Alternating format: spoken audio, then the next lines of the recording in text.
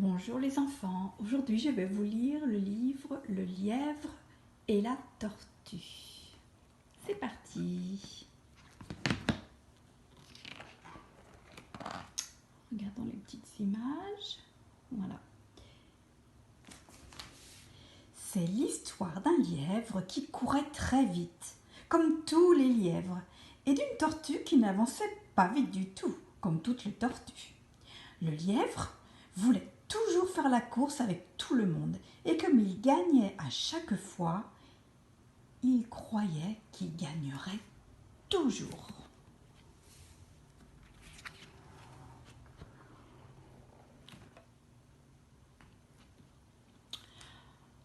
Le lièvre se moquait souvent de la tortue parce qu'elle ne savait pas courir.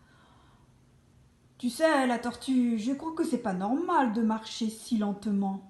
Si tu allais voir un docteur, je suis sûre qu'il te ferait une ordonnance pour acheter des médicaments.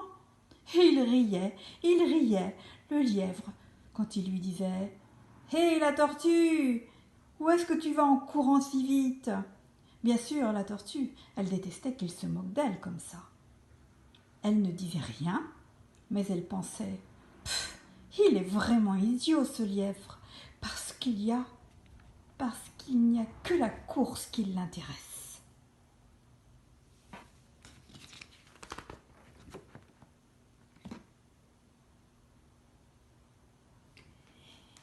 Mais un matin, comme il s'était encore moqué d'elle, elle lui dit en faisant semblant de se fâcher.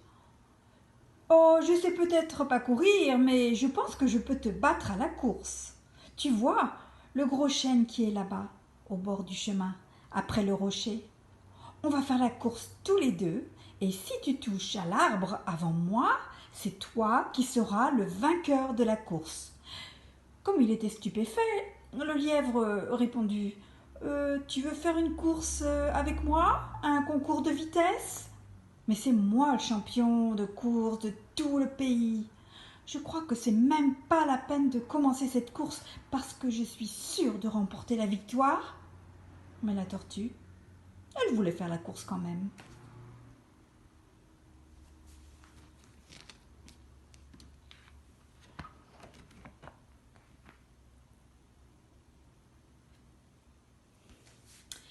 D'abord, la tortue, elle a tracé une ligne sur le sol pour indiquer le départ de la course.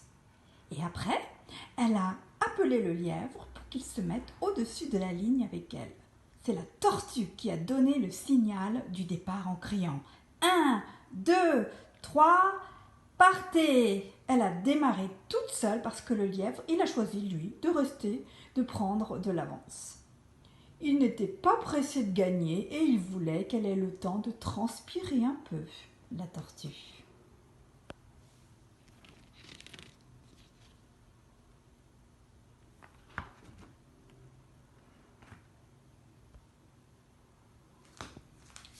En attendant, il s'est occupé à autre chose. D'abord, il a mangé de l'herbe, le lièvre, parce qu'il n'y avait pas eu le temps de prendre son petit déjeuner et qu'il avait très faim.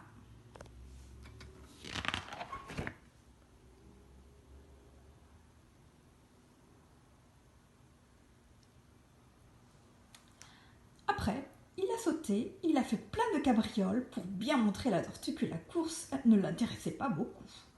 Mais ça n'a servi à rien, parce que la tortue ne le regardait même pas.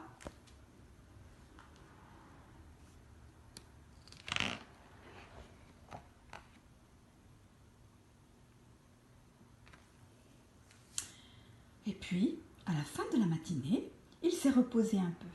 Parce que quand on fait des sauts et des cabrioles juste après son petit déjeuner, on a mal au ventre.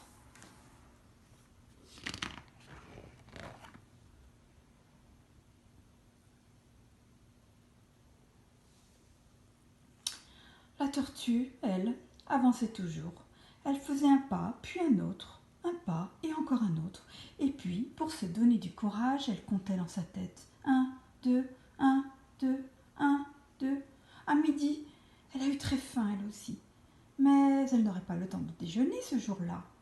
Elle était très fatiguée, Mais elle n'aurait pas le temps de se reposer non plus, parce qu'il fallait qu'elle avance sans arrêt pour avoir une chance d'arriver au but la première.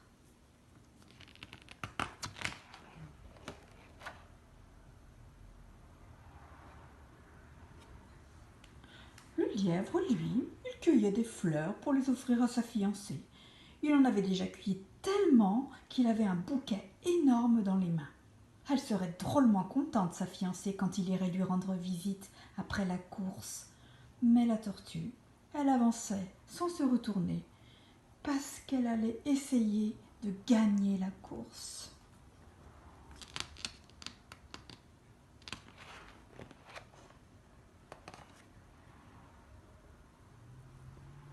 L'après-midi, le lièvre, il a téléphoné à tous ses copains.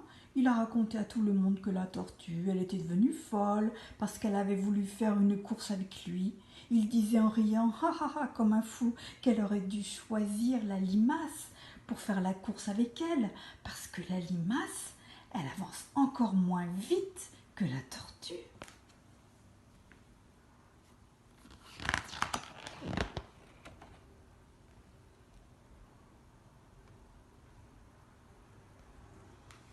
Un peu plus tard, le lièvre, il